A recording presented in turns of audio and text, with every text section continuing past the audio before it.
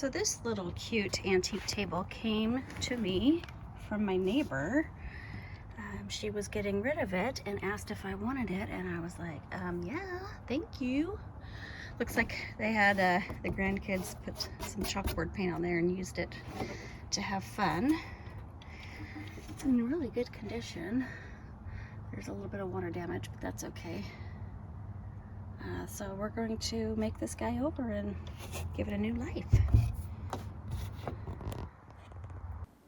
Okay, so first up we are going to clean this piece, and you will see just how dirty, and the stain was coming off, so that didn't help it either. But see how important it is to clean your piece really well before starting any project. So I'm going to clean this up. Most of the stain ended up coming off, and then we're going to sand it down to get that chalkboard paint off of there. And I believe I used a 80 grit first, and then a 120, and then down to a 220. So I'm going to remove all these little metal piece hardware things on the feet, and then I'll clean those up and probably use some rub and buff to make those guys shine again. I'm going to go ahead and just tear the legs off. There was only 4 screws holding it, so it wasn't too bad. And now we can get on to sanding. And my dog Rocky, he was not happy with the sander. Very curious.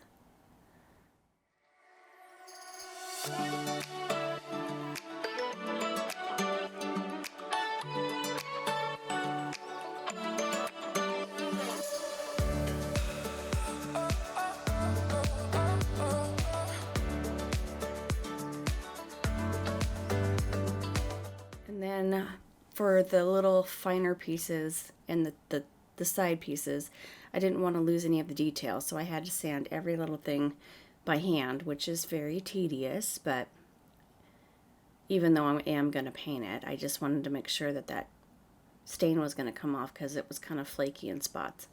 And the table base was wobbly, so I'm going to go ahead and use some Titebond wood glue to help adhere it back together, and I'm going to add some brad nails in there just to sturdy it up a bit.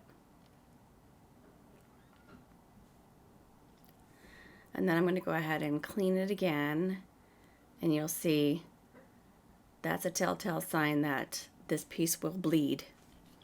So I went ahead and used the DIY Salvation solution and gave it 2 coats before I painted it. Because what we're going to be doing is on the inner part of that, I'm going to have a white base, and we're going to be doing a beautiful IOD inlay in there. And I know a lot of people are scared of inlays, and I was too. It's just about practice. And when I went down to the DIY IOD launch party for Debi Beard, her inlay, the IOD sisters gave some really good tips and tricks. So I'm going to be painting this with my Stahlmeister pointed stash brush and my Fusion. I ended up doing 2 parts lichen and 1 part bayberry to give a beautiful olive sage green color to the base.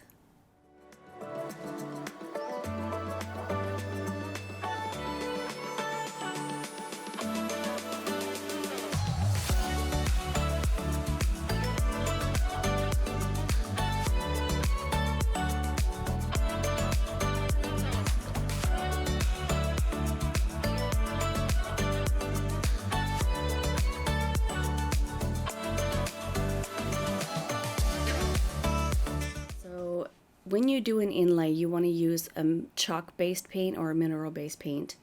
And so I'm going to be using the DIY paint. Just got a really good base, and of course white is going to be taking, I think I did 3 coats to cover that dark brown color. And then you want to make sure that your paint is really dry before applying the inlay. Otherwise, it can pull up the paint as well.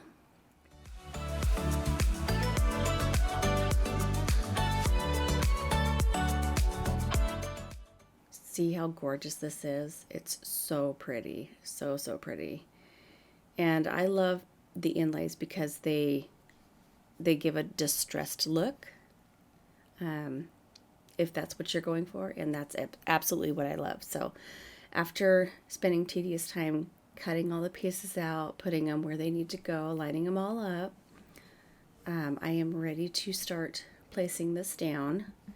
And this is the tip that I learned from the IOD sisters. Before starting, you want to make sure to flip the inlay where the paint is side down. And I've got these on like vellum paper. And you wet the back, the grid part, first. Then get your transfer medium on. Allow that paper to, the fibers end up opening up when you wet the back. And so what that does is it allows it to get that done beforehand, and it will give you less crinkles. And so I'm using the DIY liquid patina for my medium. You can do this in paint or you can do this in a top coat. And so I've chosen to do the top coat because I've never tried it and I wanted to just see what it's all about. So I'm going to go ahead and put my top coat on, a nice even layer.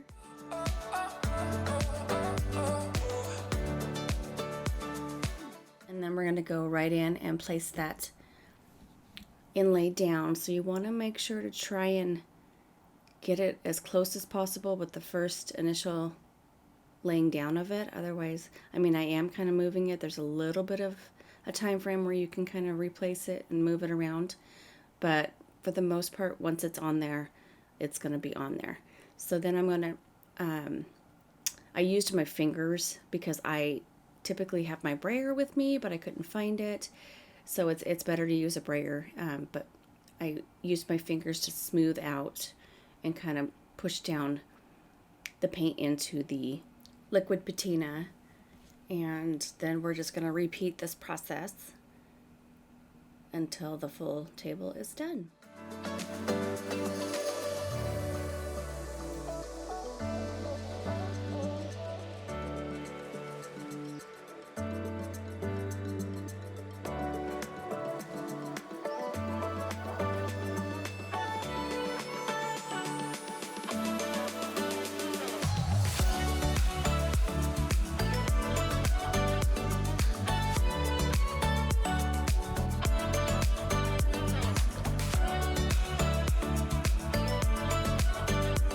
And then what you want to do we found with the liquid patina, it dries slower than other top coat mediums. So what you want to do is use a heat gun to dry it completely. And then once it's dry, we can go in and wet the back again. And typically you want to wait a little bit to allow that water to kind of settle in to make the release easier. But of course, I'm impatient. So I went ahead and started lifting up. And it was kind of sticky, and so I went ahead and just kept using more water as I went, and it seemed to work out okay. It ended up being just beautifully distressed. And there are a couple areas, especially where the seam is, that the paint did not take, so I'll kind of show you how to fix those areas.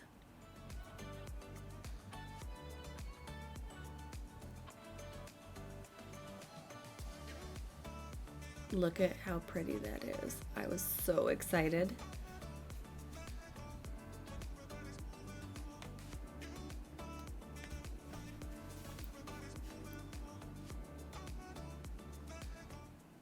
And you can get up to 3 uses out of these. So what I did was I just laid them aside and I let them dry. And of course, each time you use it, it's going to have less paint, so it'll give it a more distressed look. But I think you get a lot out of what you pay for these. These are a little expensive to buy, but for the pieces that come out of it and being able to use it a few times, I think it's worth it. See, like right here, there's an area that's kind of missing some, and right there. So what I'm going to do is I'm going to take a little artist brush, wet it down, and just take some of the paint and it's water reactive, so I'm just going to reactivate that paint a little bit and kind of blend it in. That way it's not as noticeable. But yeah, that's kind of an easy trick to do. And then for that bigger piece there, that chunk that's missing, I just take from a rose like the one above it on the left there that has a lot of paint, and then you can just reactivate that one and use that to blend in the one that's missing.